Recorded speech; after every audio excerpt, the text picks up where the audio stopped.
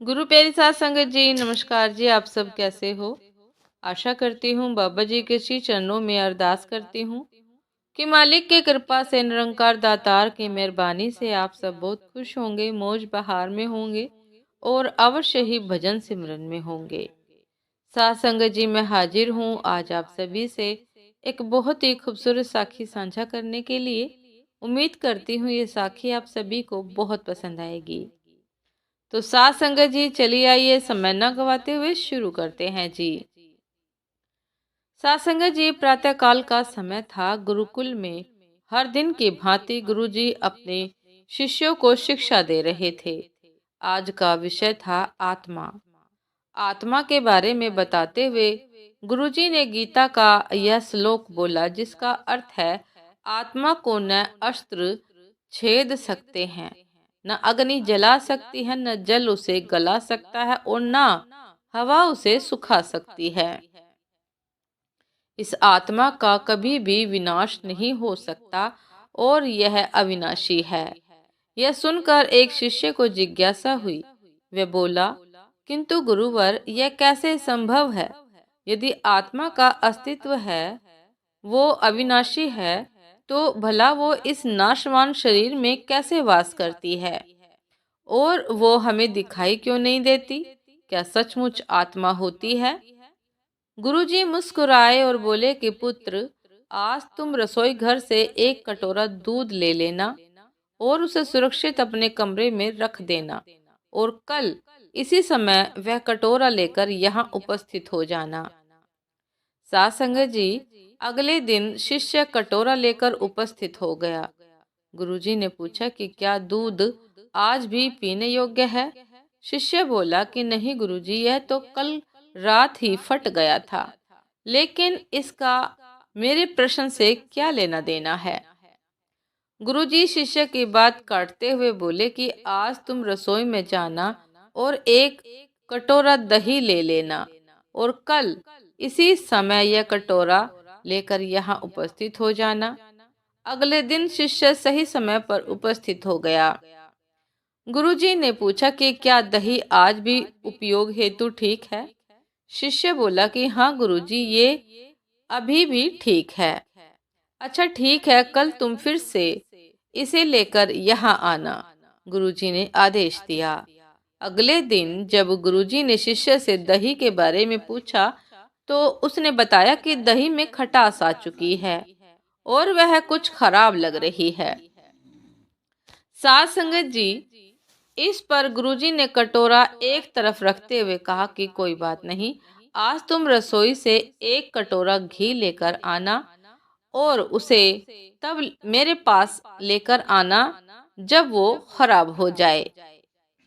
साथ संगत जी, दिन बीतते गए पर घी खराब नहीं हुआ और शिष्य रोज खाली हाथ ही गुरु के समक्ष उपस्थित होता रहा।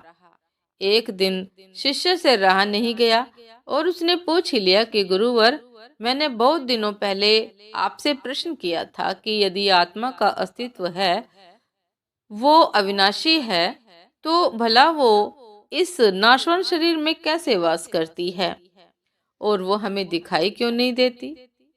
क्या सचमुच आत्मा होती है? पर इस उसका उत्तर देने की बजाय आपने मुझे दूध दही घी में उलझा दिया। क्या आपके पास इसका कोई उत्तर नहीं है? सत्संग जी, इस पर गुरु जी गंभीर होते हुए बोले कि वत्स, मैं ये सब तुम्हारे प्रश्न का उत्तर देने का ही तो प्रयास कर रहा था। देखो, दूध दही और घी सब दूध का ही हिस्सा है, लेकिन दूध एक दिन में खराब हो जाता है, दही 2-3 दिनों में, लेकिन शुद्ध घी कभी खराब नहीं होता। इसी प्रकार आत्मा इस नाशवान शरीर में होते हुए भी ऐसी है कि उसे कभी नष्ट नहीं किया जा सकता। ठीक है गुरुजी, मान लिया कि आत्मा अविनाशी है, लेकिन हमें घी तो दिखाई देता है पर आत्मा नहीं दिखती।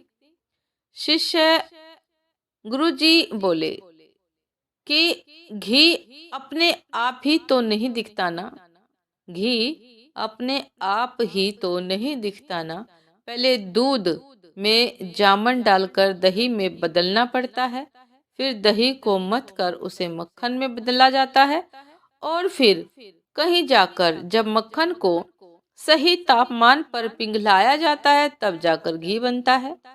हर इंसान आत्मा का दर्शन यानी आत्म दर्शन कर सकता है, लेकिन उसके लिए पहले इस दूध रूपी शरीर को भोजन रूपी जामन से पवित्र बनाना पड़ता है। उसके बाद कर्म की मथनी से इस शरीर को दीन दुखियों की सेवा में मथना होता है और फिर सालों तक साधना व तपस्या की आंच पर इसे तपाना होता है, तब जाकर आत्म दर्शन संभव हो पाता है।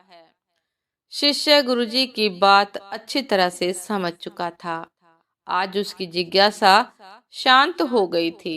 उसने गुरु के चरण स्पर्श किए और आत्मदर्शन के मार्ग पर आगे बढ़ गया। साथ संगत जी, ये थी आज की एक बहुत ही खूबसूरत साखी। उम्मीद करती हूँ कि ये साखी आप सभी को बहुत पसंद आई होगी। यदि पसंद आई हो साथ संगत जी तो लाइक कमेंट शेयर करना ना भूलिएगा। चैनल पर जो भी नए हैं कृपा करके सब्सक्राइब कर लीजिएगा ताकि चैनल पर मिलने वाली सभी शब्द साखियों की अपडेट आप सभी को समय पर मिलती रहे। साथ संगत जी, आप हमें इंस्टाग्राम पर भी फॉलो कर सकते हैं। इंस्टाग्राम का लिंक डिस्क्रिप्शन बॉक्स में दिया गया है। तो साथ संगत जी, दासी को भी आज्ञा दीजिए। आपसे फिर मिलते हैं एक नए शब्द साखी के साथ, एक नए विचार के साथ। तब तक के लिए नमस्कार जी। सदा खुश रहिए, मुस्कुराते रहिए, भजन सिमरन अवश्य करते रहिए। नमस्कार जी।